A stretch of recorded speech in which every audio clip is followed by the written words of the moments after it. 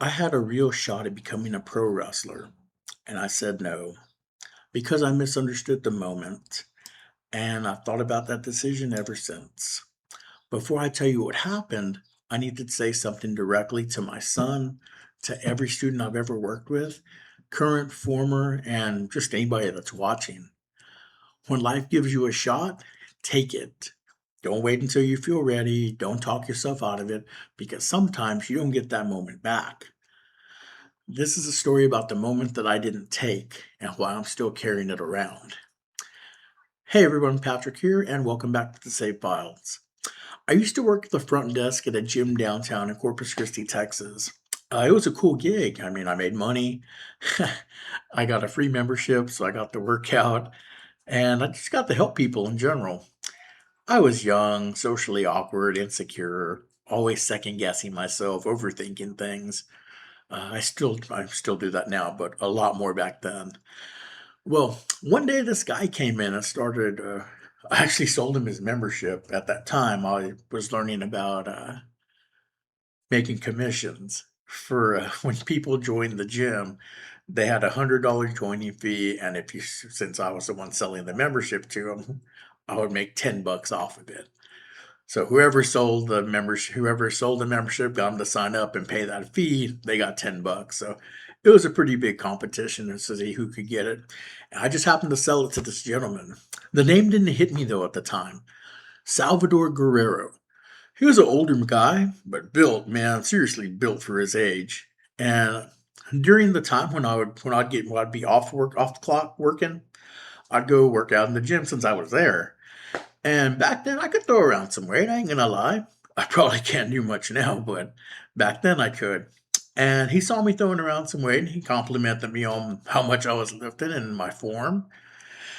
And I mumbled thanks and just kind of kept to myself, put my head down, headphones back on, and just kept going. Because that's what us socially awkward, insecure people do. Well, he kept showing up, and gradually we started talking a little bit more, just gym talk, lifting technique. And during the times that I would be working, he'd come in, he'd get his workout in, and during his breaks, he'd always come up to the front desk where I was and just kind of talk to me. No, no, nothing, no hidden agendas, nothing like that, just genuine conversation. And during my time working there, when I would clock out, I'd go work out, and my brother would show up, and we'd end up working out together. That's my workout partner. He's the one that got me into that. And it was cool because while we were there doing our thing, Mr. Guerrero would jump in with us. We lat pull downs, bench press, squatting. He would just hop in with us and just talk to us. So I mean, he was cool, man. He was easy to be around. I started to relax around him, and yeah, he was cool, man. He was there for about a month, I want to say. And one day he overheard me talking with some members just about watching wrestling. And he just kind of casually came up to me and just kind of asked, "Hey, you watch wrestling?" And I said, "Yes, sir. I'm a big fan." He's all, he dropped this on me. He's all, "Hey, Eddie's my brother and Chavo's my son." And I'm thinking, what? And at the time, we didn't have broadband internet like it is now. I was still using dial up because the internet that we have now it's a lot more affordable now than it was back then. So I didn't really bother to look up who he was. And the crazy thing was, he never really led with that. He never walked around saying who he was. He was just there. He was just there to get his workout in. And it was cool. I'm looking back. I guess me and my brother made him comfortable to where he would just come kind of talk to us, jump in. He was cool. It was cool to hang out and talk with the guy, work out with him. One day he tells me that he's running a wrestling school at downtown at the place called the Center Theater in Corpus Christi, Texas. It's a trying to best describe it. It's kind of an abandoned theater. I'm not sure if they've ever renovated it or not, but he said he was running a school down there and told me to go train. And he would teach me how to wrestle, teach me the business, and possibly get me a tryout with WWE. So I'm just kind of thinking, I hear this thing, and man, that's awesome because, man, that was my dream to become a pro wrestler. But the insecurity kicks in because I was still skeptical. I'm thinking, why would a wrestling legend be working out here and of all people offering me a shot? So I just kind of blew it off. And the next day he comes in and he offers me and my brother tickets to SmackDown in Laredo, Texas. It was a few hour drive away from where we were in Corpus. But anyway, he said he'd put some tickets at Will Call if we wanted to go. And I don't know, I was still kind of skeptical, but I was like, yeah, sure, whatever. Sure. I didn't say whatever to him, but I said, sure, we'll go, yeah, we'll go check it out. Well, man, he gives me this real serious look. He says, hey, I'm going to be pulling some string for you guys, so you two better go. And man, just the way he said it, looking me dead in the eye, I kind of knew he meant it. He wasn't playing around. So I wasn't going to mess around with that. So we drove to Laredo trusting him.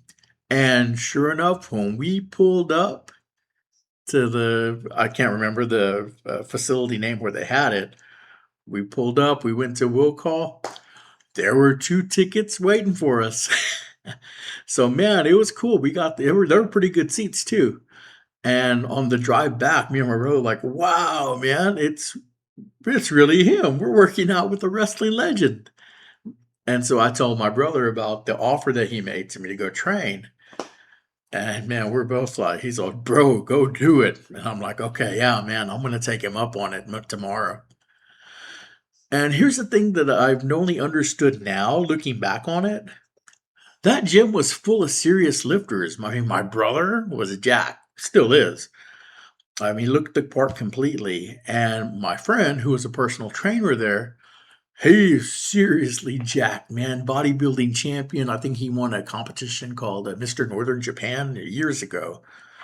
And man, the dude's still jacked to this day. He could go walk up on stage in any competition going on right now and probably win. And I was just kind of at the time, I was just kind of thinking, man, you got all these people around. What are you offering me a shot to go train for? And, as thinking back on it too, he mostly kept to himself though when he was working out. He would say, hey, I mean, he was cool. He'd say hi to people and everything, but like to really talk with people, he was just there getting his workout in, and kind of me and my brother, like the main ones, he'd really take the time to talk to us and work out with us. So that was pretty cool. And I guess it was just the introvert anxiety thing in me. Like my brain was just thinking, why me? Why am I getting the shot? My brother looks the part. My friend, Mr. Northern Japan, looks the part. What would a wrestling legend see in me that he didn't see in any of them? But he kept coming back. He chose us anyway. And, a guy who's been in the wrestling business his whole life, showing up and trying to get this socially awkward guy, front desk guy, a shot to go train. I guess he saw something and I just couldn't accept it at the time. So I hesitated. I hesitated. Told myself, yeah, maybe next time. Ask more questions. Think about it later. Well, when I showed up to work the next day, after we got back from Laredo, man, I was hell bent on saying yes. Let's go do this. I'm ready to go train right now. He wasn't there. But he left a note at the front desk with one of my coworkers. And when I go in to take my shift, my coworker gives me a post-it note. So, hey, Mr. Guerrero left this for you. He gives it to me. And the note says, watch SmackDown this Friday. And so I did. And there he was, Chavo Guerrero Sr. on TV on SmackDown in the ring with his brother Eddie and his son Chavo. And he had a good run with the company. After that day, when I read the note and saw him on TV, I never saw him again. He had a good run with the company. He ended up winning, I believe, the light heavyweight championship and was going by Chavo Classic. And yeah, I missed my shot. I probably should have said yes. I'm not saying I would be the next John Cena or anything. I might not have even made it past the first day of training. but I would have at least known. I would have tried. And that's the part that sits with me the most. Not what I could have become, it's just that I never found out. Now, I'd be lying if I said I don't have my Uncle Rico moments, staring into the distance, wondering what could have been, just kind of looking out saying, if I'd have just said yes.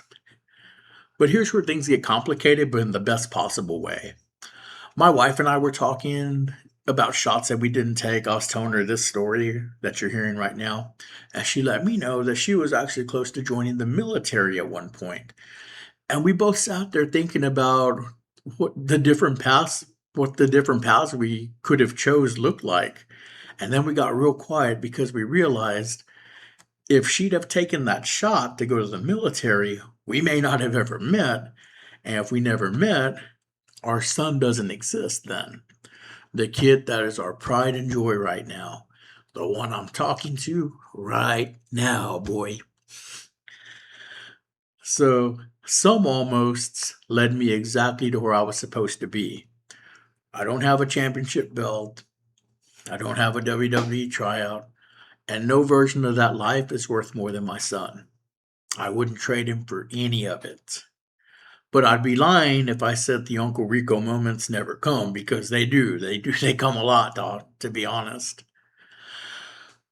Man, Chavo Sr. passed away in 2017.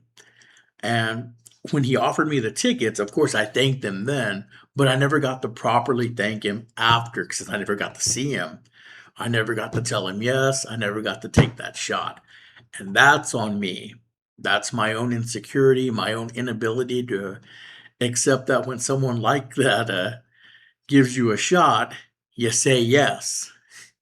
So here's what I want all of you to take from this.